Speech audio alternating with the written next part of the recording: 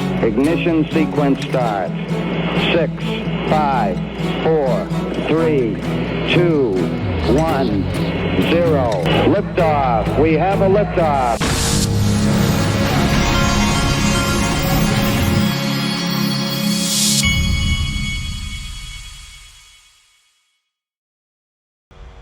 Hey everybody, this is the Digital Asset Investor, and look at this. Just in, U.S. House Financial Services Committee is said to be readying a ton of crypto hearings, including DeFi, pig butchering, and SEC enforcement, but questioning Gary Gensler may draw the biggest crypto headlines.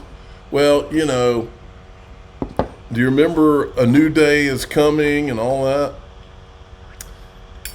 It's kind of like blah, blah, blah, blah, blah, blah. So now what? Is Tom Emmer going to get on there and act all tough with Gary Gensler? The new day never came.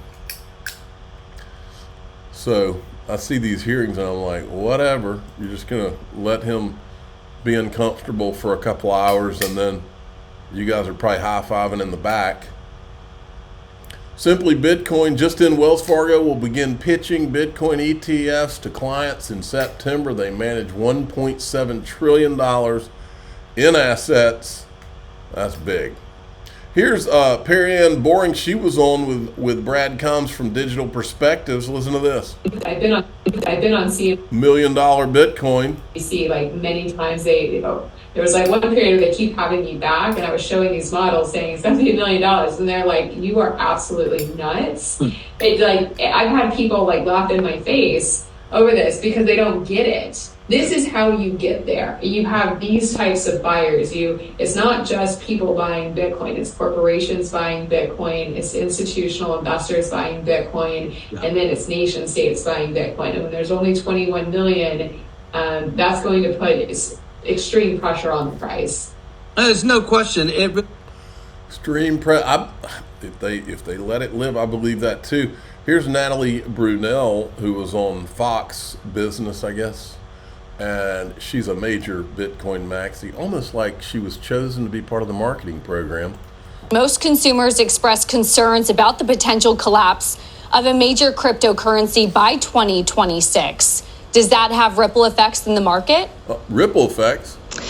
You know, I would be more concerned about a collapse within the bond market or our current fiat system, because we live in a system that's built on credit, and our money in the bank is not our money, it's an IOU and someone's liability. And deflation is not compatible with that system, right? It would collapse. And the Fed is trying to do everything it can to tighten, but it doesn't want deflation because we need it to stay solvent. That's what Bitcoiners are really worried about, because we're built on a system of theft at the base layer, inflation. And we celebrate that inflation has come down, but that just means we're celebrating the fact that Americans are paying ridiculously higher prices for everything, and the rate of it getting more expensive is just slowing down and maybe getting back to 2%. But why do we need 2% of our purchasing power to be stolen every single year? I mean, this is really what Bitcoin is about. We want technological progress and productivity to flow to people. We want hard money again. We don't want a system just based on credit. And I want to invest in something that can't just be printed out of thin air and devalued.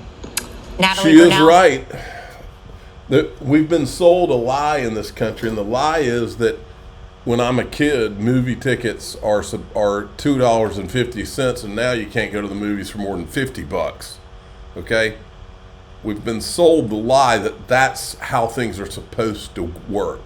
That's just the natural course of things, is things getting more expensive over time, and it's not. It's a lie. Always has been a lie. Trump warns Zuckerberg and anyone who illegally interferes in the election will be jailed for life. My question is, why is Zuckerberg not facing jail for life after what he did in the 2020 election, censoring the truth from Americans? Why is he not facing jail for life for that? Not just him, but several of the people that pushed him to do it. Then we've got, Laura Shin and all of her Bitcoin, Ethereum friends. They sure have gotten bent out of shape with each new lawsuit that comes when it has to do with anything that touches Ethereum or Bitcoin or any of this stuff. We didn't hear a peep out of them while we were uncovering ETHgate. She still hasn't commented on ETHgate. Listen to this. This is about the Wells notice SEC gave to OpenSea over NFTs. Without actually seeing under the hood, we don't know what the real answer to that is. Okay. Well, so then at the same time, we also have a recent lawsuit about the case. That's where we want to be. One sec. And have the issue be raised judicata. So that I don't see that as being especially relevant to the Wells notice that's been issued to OpenSea. The SEC has recently been dropping several different crypto investigations, such as Ethereum 2.0, Stacks, Paxos, and I wondered what you thought was the likelihood that they would actually sue OpenSea. I think if a Wells notice has been issued, that suggests that they are going to sue OpenSea. That doesn't happen until the SEC is about 3 to 6 months away from filing a lawsuit. They've concluded their investigation, they've reached some preliminary conclusions, and they're ready to rock. So in this case, I think we should expect to see a lawsuit against OpenSea. And your listeners might be wondering, why is this different? I think they must think they can win, to be blunt. Whereas in some of the other cases, they might think that the enforcement action is tenuous, or it's dependent on very subtle interpretations of securities law or other types of violations, which aren't in the agency's interest to pursue. But we can't, without actually seeing under the hood, we don't know what the real answer to that is. Okay. Well, so then at the same time, we also have a recent lawsuit by musician Jonathan Mann, aka Song a Day Man, and conceptual artist Brian Fry, who both sued the SEC together to find out whether the art that they create as NFTs will be deemed securities. So, assuming that the SEC does actually sue OpenSea, how will the case that Song a Day Man and Brian Fry have brought against the SEC intersect with that potential lawsuit in the other direction? Yeah, Brian Fry, it bears mentioning, is also a professor of law at UK College of Law in Chicago. So he knows his stuff. He's a very competent internet lawyer, and I like him a lot. And they hired Jason Gottlieb, who's arguably the best litigator in the space. So that's quite if for your listeners who aren't familiar with that case, it's worth looking into it. It's very serious business. There's no direct impact from one piece of litigation on the other. There are different facts. There are different parties. What I'd say is, though, the fact that the SEC is suing OpenSea at the same time that you have pretty smart people also asking the SEC for a declaratory judgment, which gives them clarity and clearance to engage in bona fide artistic activity, suggests that the current regulatory approach being adopted by the agency is maybe less than appropriate. You think? Okay, Bankless Blockchain Association has filed a Freedom of Information Act request with the SEC, seeking communications it may have had with select custodians on how to skirt SOB 121 requirements. Did the SEC provide preferential treatment to big banks? Of course they did. And then we've got this, and I asked Hester Pierce and Gary Gensler, this is a Vitalik Buterin transaction. Is it a securities transaction? We still don't know. Vitalik transferred 800 Ethereum, $2.01 million to a multi-sig wallet again 40 minutes ago. Multi-sig wallet swapped 190 Ethereum for $477,000 in USDC. On August 9th, Vitalik also transferred 3,000 ETH, $8.04 million into a multi-sig wallet. Are these transactions securities, illegal securities transactions? We need an Ethereum founder lawsuit to find out, don't we? Tie them up for 4 years? Where's that? And then here's a disguised whale alert that I put out. We've got a Ethereum disguised whale. A whale deposited 6,900 ETH, $17.87 million to Binance. Again, 30 minutes ago, this whale withdrew 65,000 ETH, $196 million, folks, at $3,021 from exchanges between January 28th and May 28th. Then started selling ETH on July 16th. Now these are disguised whales. Are those disguised illegal securities transactions, folks? That's what we need to know.